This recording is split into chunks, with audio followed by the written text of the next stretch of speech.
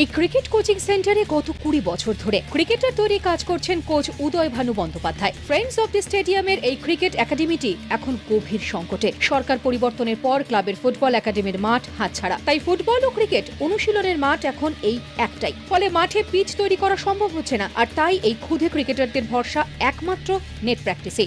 কোটি টাকার খেলার এই আঁতুর ঘরের 22 গজ জমিও জোটে না পিচ তৈরির জন্য। কোনো স্বপ্নের বাজিগরের ভোজভাজিতে বদলায় না ওদের জীবন। ওদের জন্য ব্যান্ডের গানের জয়ধ্বনি নয়, বিসর্জনের করুণ সুর অনিশ্চয়তার বার্তা পাঠায়। অনির্বাণ চ্যাটার্জি এখান থেকেই বাংলার হয়ে রঞ্জি খেলছেন, কিন্তু ওদের অতটা সময় আদৌকে দিতে পারবেন উদয় ভানু? সারাক্ষণ এখন তার এই চিন্তাই। এরাই ভয় পাচ্ছে হয়তো কোনদিন বন্ধ করে দেবে, কারণ একবার তালা লেগে গেছে, তারপরে ঘরগুলো নিয়ে নেওয়া হয়েছে কয়েকটা। ভবিষ্যৎটা খুবই কি বলবো, অন্ধকারেই রয়েছে।